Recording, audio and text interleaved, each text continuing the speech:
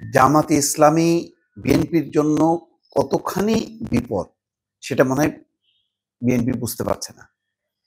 জামাত ইসলামীকে যদি অবমূল্যায়ন করা হয়, তার জনপ্রিয়তাকে যদি চ্যালেঞ্জ করা হয়, এটা বড় ভুল করা হবে। কেন বললাম দর্শক? বললাম এই কারণে যে তিনি আজকে বলছেন, মির্জা ফখরুল ইসলাম আলমগীর, যে দেশে জামাত ইসলামীর ভোট মাত্র 5 থেকে 6%। 1971 সালে স্বাধীনতার বিরোধিতা করেছিল দলটি, আজ তারা ক্ষমতা চায়। শেষের অংশ সত্য, যে স্বাধীনতার বিরোধিতা করেছিল, এটাও সত্য। তারা ক্ষমতা চায়, ক্ষমতার স্বাদ তারা পেয়েছিল আসলে বিএনপির আমলেই। জামাত বিএনপির জোট সরকার বলা হয় না, তো তখনই তো তাদেরকে সেই স্বাদটা দেখায় দিছে, বিএনপি দেখায় দিছে। যাক, এটা ওই খাল কেটে কুমির আনার এই গল্পটা আমি আর বললাম না।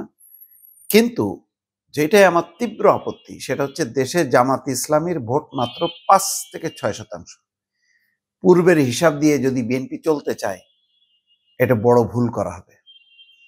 দেখেন, হিসাব অনুযায়ী তো জামাত বিএনপির হাতেই তো সরকারের পতন ঘটার কথা, কারণ তাদের বিশাল পার্সেন্টেজ, তাদের ভোট সংখ্যা বেশি।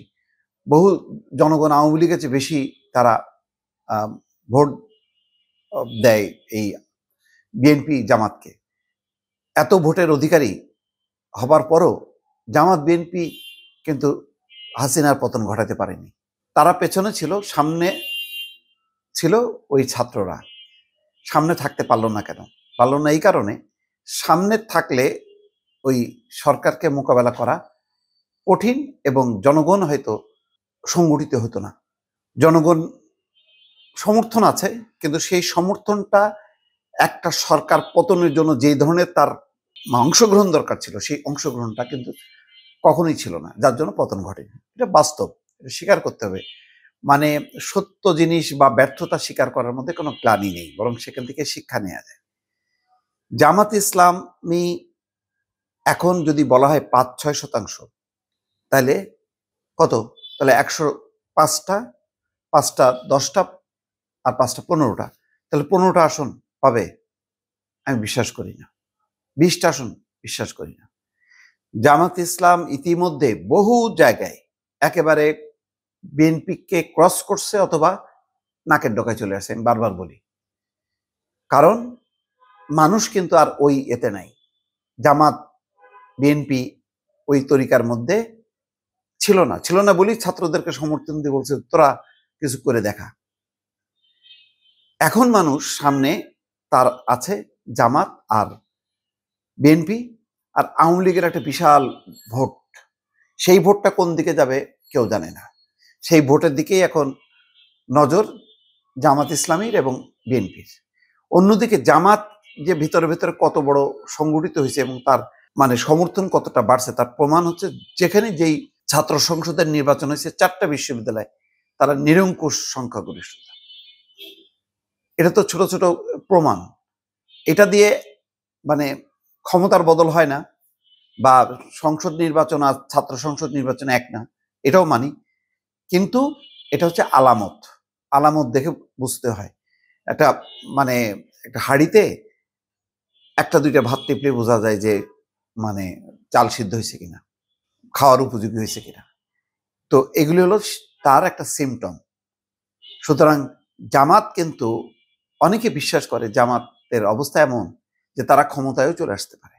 এইটা মাথায় রেখেই যদি বিএনপি মোকাবেলা করে, তাকে শুধু বললে হবে না ওই যে স্বাধীনতা বিরোধী, মুক্তিযুদ্ধ বিরোধী, কারণ এইগুলি নিয়ে মানুষের মধ্যে খুব একটা কনসার্ন নেই। বিএনপিকে পজিটিভ কিছু কর্মকাণ্ড দেখাতে হবে। যেমন সেদিন ভালো লাগছে, তারেক রহমান কি বললেন যে গণভোটের চেয়ে আলু দাম, পেঁয়াজের দাম গুরুত্বপূর্ণ, কারণ প্রায় 2-2.5 কোটি মানুষ এটার সাথে যুক্ত, এই কৃষির সাথে, এবং তারা ক্ষতিগ্রস্ত হচ্ছে। অনেক বেশি গুরুত্বপূর্ণ গার্মেন্টস, অনেক বেশি গুরুত্বপূর্ণ বেকারত্ব সমস্যা সমাধান করা। এইরকম কিছু বিএনপিকে কর্মসূচি নিতে হবে, জনবান্ধব। মানুষকে আর ওই 71 মুক্তিযোদ্ধা, জুলাই সনদ কোনোটাই কিন্তু কাজে দেবে না। মানুষ বাস্তবে তার যে বেঁচে থাকা, তার অধিকার, তার খাওয়া পড়ার নিশ্চয়তা, জীবনের নিশ্চয়তা, জিনিসপত্রের দাম, এইগুলির বিপরীতে কি করবে এটা ফোকাস করা দরকার। যেমন ওই যে 1 কোটি মানুষের কর্মসংস্থান, এটা খুব ভালো জিনিস। এইটা কিভাবে বাস্তবায়ন হবে এটা পরিষ্কার চিত্র দেখাতে হবে, বললে হবে না।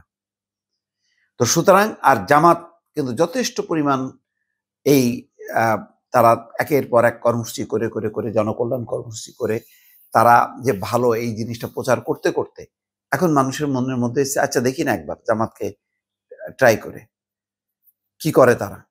জামাত যে একটা তার যে দুর্বলতা সেই বিষয়গুলো এবং তার থেকে আমরা বড় দল হিসেবে আমরাই সরকার গঠন করব এবং জনগণের মুক্তি দেব, এই কথাগুলো গ্রহণযোগ্যভাবে উপস্থাপন করতে হবে।